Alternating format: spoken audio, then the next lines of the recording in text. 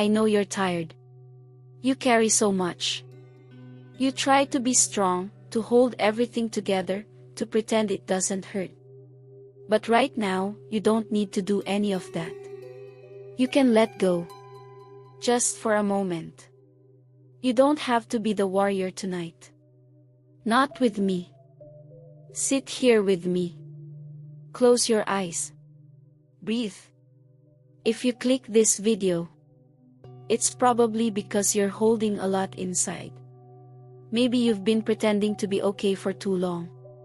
You try to keep things together. You smile when you're supposed to. You act like you're not hurting. But the truth is, it's heavy, isn't it? So today, I want you to let all of that go. You don't have to be strong right now.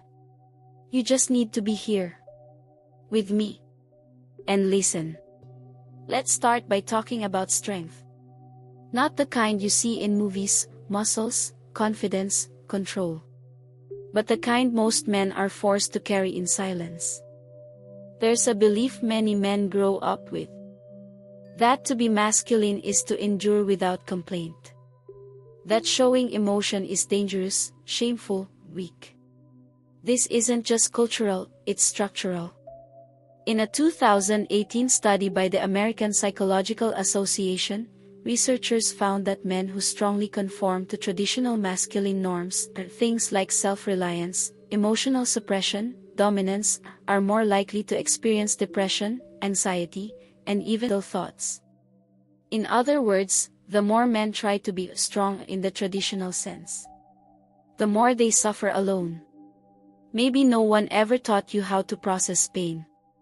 Maybe every time you showed sadness or softness, someone told you to man up. And eventually, you did. You stopped talking. You stopped trusting. You hardened. But here's the truth that data and experience both confirm. Suppressing emotion doesn't make you stronger. It just makes you more alone. Human beings, men included, are biologically wired for connection. Even the strongest need to be seen. Even the toughest need to feel safe enough to feel. You can't heal what you refuse to acknowledge. And you can't connect with others if you're always playing a role. So I want to ask you something. Not as a therapist. Not as a guru. Just as someone who's listening. What if the version of strength you were taught was a lie?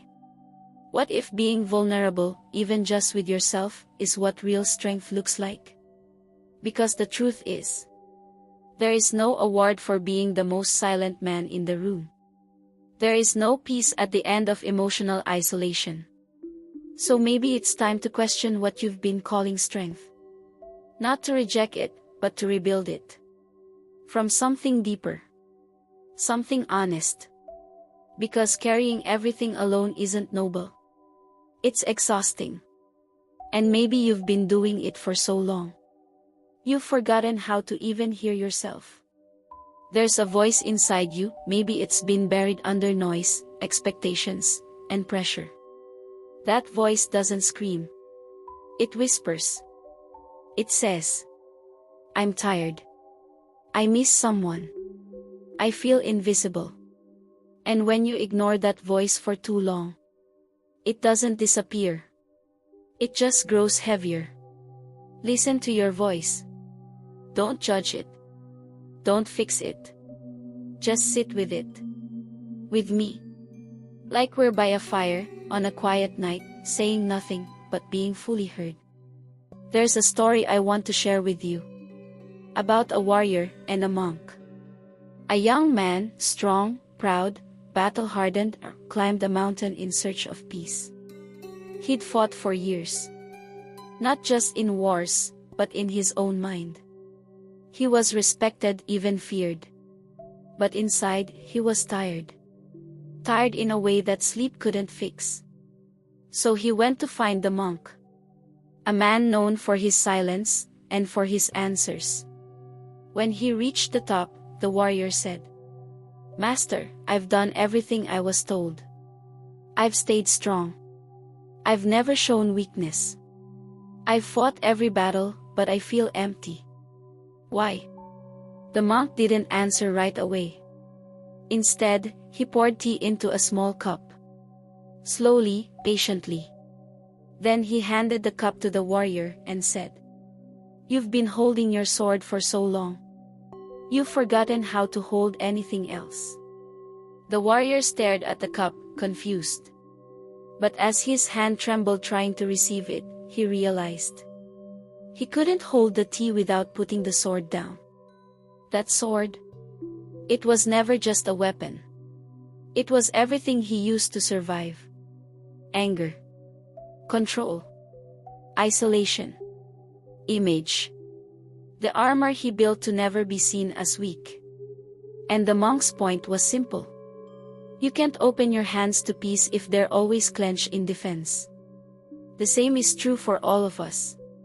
What we carry, the roles we play, the pain we suppress, the strength we perform. They can protect us. For a while. But they also cost us something. Connection. Rest. Stillness. Intimacy.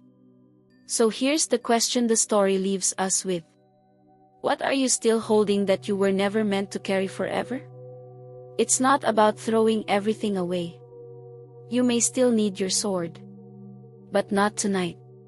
Tonight, you're not in battle. You're here. With me. And I'm offering you something fragile, but real. A cup of stillness. A chance to feel what you've avoided. But you can't take it unless you let go, just for a moment, of who you think you have to be. Let's stay in that space a little longer. You don't need to change your life tonight. You don't need to become a new person by morning. But you can do one thing. And it's simple. You can pause. Not to numb out. Not to run from everything. But to create space. Even just a few minutes. Here's what I want you to try. Something small. But real. When this video ends, don't jump to the next thing. Stay where you are. Turn off the lights. Put your phone down. Sit, or lie back. And just be. Then, when the noise starts rising in your mind, don't push it away. Just breathe into it.